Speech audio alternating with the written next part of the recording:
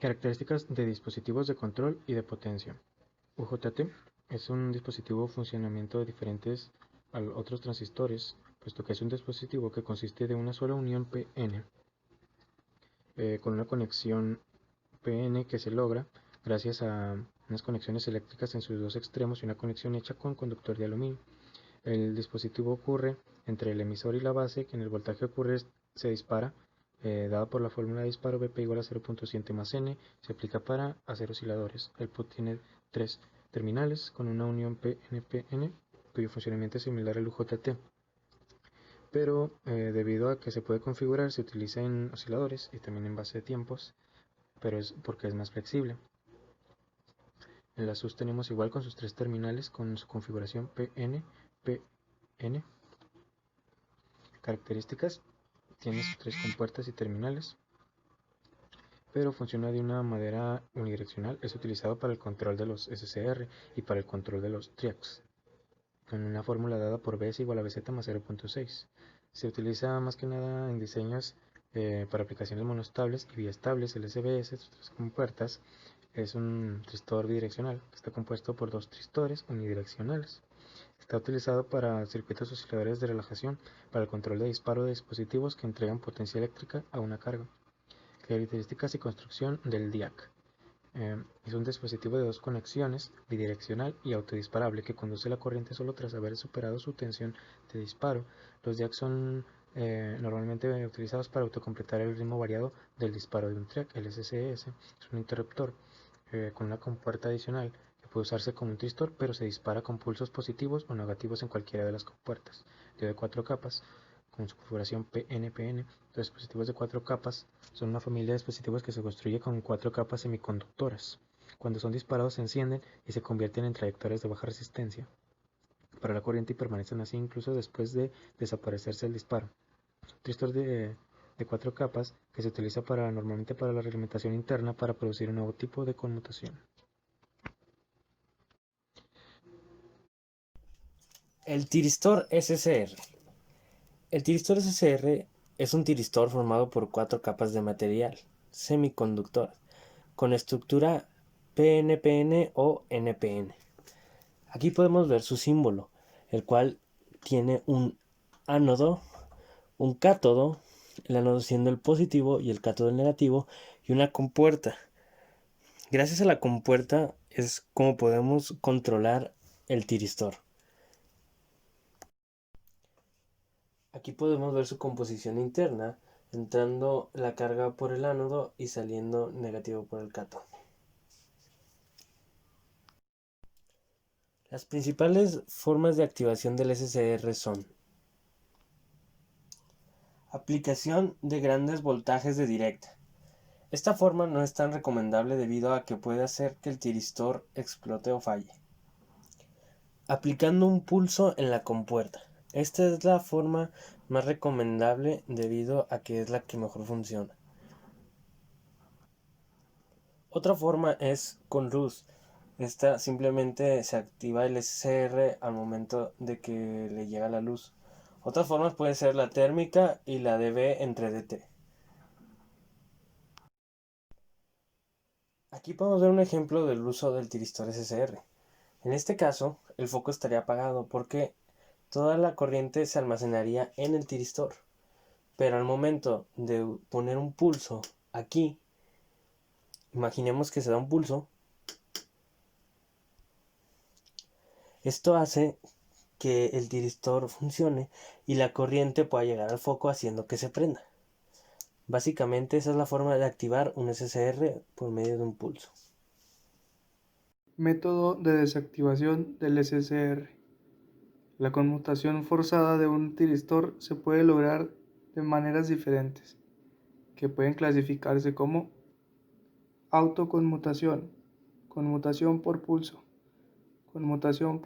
resonante, conmutación complementaria y conmutación por pulso externo. Esta clasificación se basa en la disposición de componentes del circuito de conmutación y en la forma en la que la corriente de un tiristor se fuerza a cero.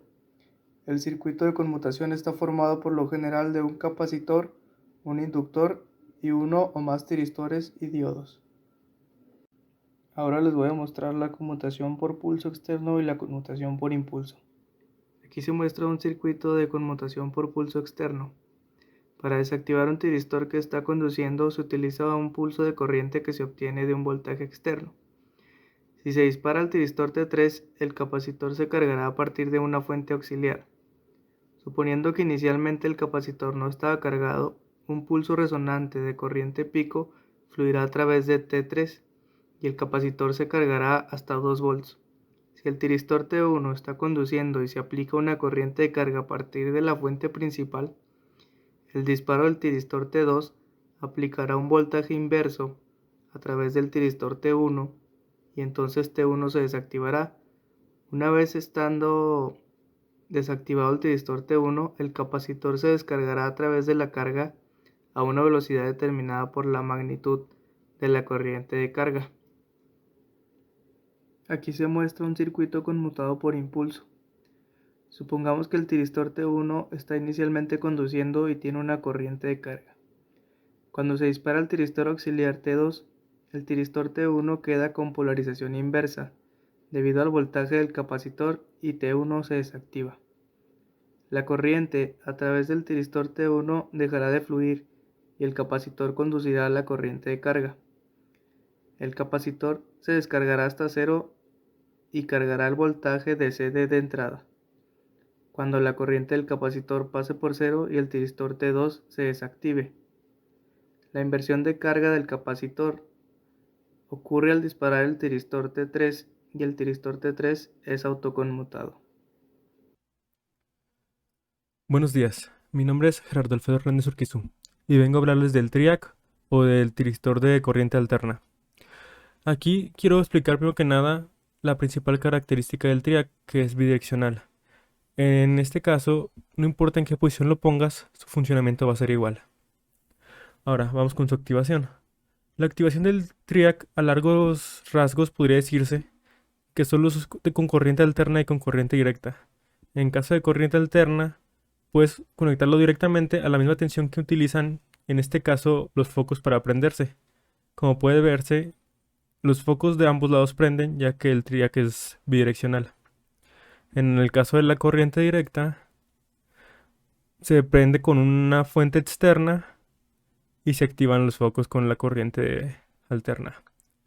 En el caso de corriente alterna, otras formas de prenderlo podría hacerlo con un DIAC o hasta con un potenciómetro. En el caso de corriente directa, puedes usar puertas lógicas o incluso un Arduino. Otra parte importante de esto a considerar, bueno, para ver su funcionamiento de mejor manera, es esta parte de aquí. Aquí usé una corriente directa para mostrarles que una vez prendido, el TRIAC no se va a apagar. El TRIAC se va a mantener prendido, como se muestra aquí. Para eso necesitas desactivarlo, y eso es una parte que va a explicar otro de mis compañeros. Por mi parte, esto es todo. Hola, muy buenas tardes. Soy Enrique Muñoz Arellano del equipo 1 y yo les voy a hablar sobre la desactivación del TRIAC o del trío de alterna. Entonces, vamos a comenzar. Bueno, yo decidí, antes que nada, repasar las principales características del TRIAC. Una de las principales características, porque tiene bastantes, pero pienso yo que estas son de las más destacadas, sería de que no tiene polaridad. Esto quiere decir que puede conducir en los dos sentidos, tanto en el ciclo positivo como en el ciclo negativo, si estamos hablando de corriente alterna, a comparación de lo que vendría siendo el tiristor SCR, que ese solo puede conducir en uno. También tenemos de que es para control de fase, entonces nosotros con el TRIAC podemos controlar motores, los dimmers y básicamente la mayoría de los electrodomésticos tienen TRIAC en sus circuitos. Como podemos observar, aquí tenemos su simbología y aquí tenemos el dispositivo de cómo es en la vida real, y nosotros aquí ya tenemos un circuito ya un poco armado sobre el control de una lámpara.